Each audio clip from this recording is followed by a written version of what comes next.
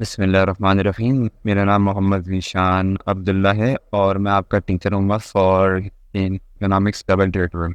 ये एक इंट्रोडक्शन है, सो लेट्स गेट स्टार्टेड।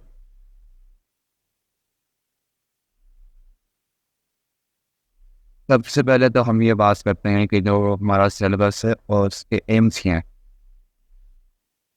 तो नंबर फर्स्ट, जो आपके पास इकोनॉमिक टर्मिनोलॉजीज़ हैं या कॉन्सेप्ट्स हैं और थ्योरीज़ हैं, और उसके बारे में आपको बेसिक नॉलेज और अंडरस्टैंडिंग होनी चाहिए। उसके अलावा जो इकोनॉमिक यूएसी है और इकोनॉमिक डेटा है, वो आपको यूज़ और इंटरप्रेट करना दोनों आना चाहिए। और लास्टली, जो आपके पास इकोनॉमिक आइडियाज़ हैं या जो भी आपकी अंडरस्टैंडिंग है ऑफ इकोनॉमिक कॉन्सेप्ट्स, वो आपको लॉजिकली और clearly in different form express करना आना चाहिए। और आपको इस काबिल भी होना चाहिए कि आप उसको अप्लाई भी कर सकें टू मॉडर्न इकोनॉमिक।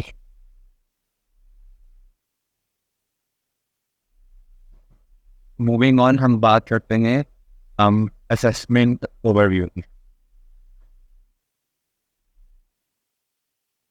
तो जो इकोनॉमिक्स का पेपर होता है वो कैम्ब्रिज के हर पेपर की तरह दो पार्ट्स में डिवाइड होता है, paper one and paper two. जो पेपर वन होता है वो होता है 45 मिनट्स का, and it is completely based on MCQ यानी मल्टीपल चॉइस क्वेश्चन। जो इसका टोटल मार्क्स में वेटेज होता है वो होता है 30%, और ये टोटल 30 मार्क्स का होता है। जो जो कैंडिडेट्स होते हैं उन्हें तमाम के तमाम जो 30 क्वेश्चन हैं वो आंसर करने, और इस इस पेपर में कोई चॉइस नहीं है।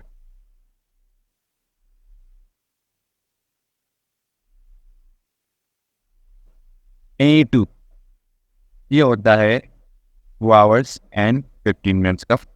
तमाम जो क्वेश्चंस होते हैं वो इस स्ट्रक्चर्ड होते हैं, और जो इसका टोटल मार्क्स में वेटेज होता है वो होता है 70%। ये टोटल होता है 90 मार्क्स का।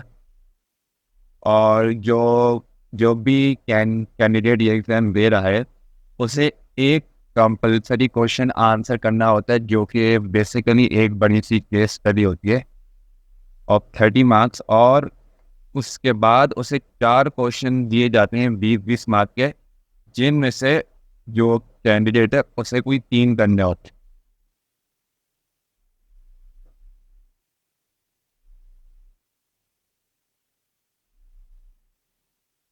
हम सिलेबस की बात भी कर लेते हैं। जो इकोनॉमिक्स का सिलेबस है वो काफ़ी लंबा है, और उसमें 20+ चैप्टर है। तो क्या नाम है, उसे 6 सेक्शन में डिवाइड किया गया है।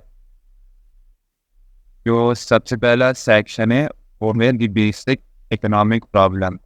इसमें जो इकोनॉमिक्स की जो बेसिक कॉन्सेप्ट्स होते हैं, जैसे factor of production, opportunity cost, ये सब डिस्कस होते हैं। Section 2, the allocation of resources. तो ये वाला सेक्शन होता है, इसमें हम ये स्टडी करते हैं कि जो रिसोर्सेज होती हैं हमारे पास वो एलोकेट कैसे होती हैं। जो इस सेक्शन में मेनली टॉपिक्स डिस्कस होते हैं वो होते हैं डिमांड के, सप्लाई के, प्राइस मैकेनिज्म के, etcetera. Section 3, micro economic decision makers.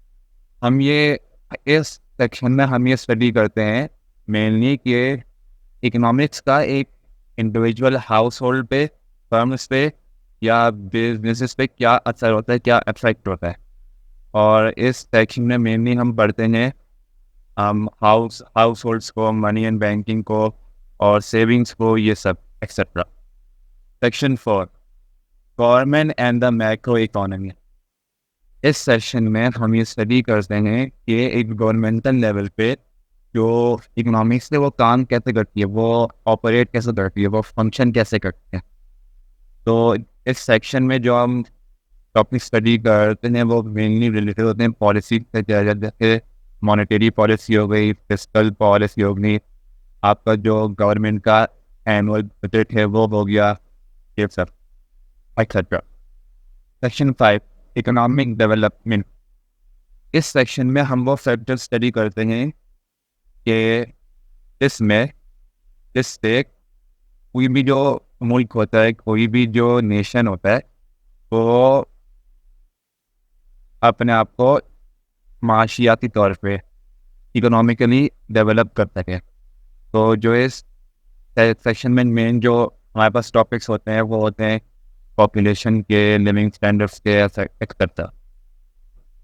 And lastly section 6 which is one of the most asked questions in current past paper by the Cambridge examiner of economy।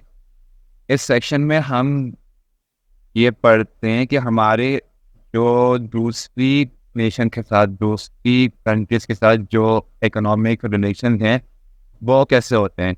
इस section में जो mainly topics पढ़ते हैं वो होते हैं international specialisation की, foreign exchange rate की, बैलेंस ऑफ पेमेंट की, एक्सेट्रा।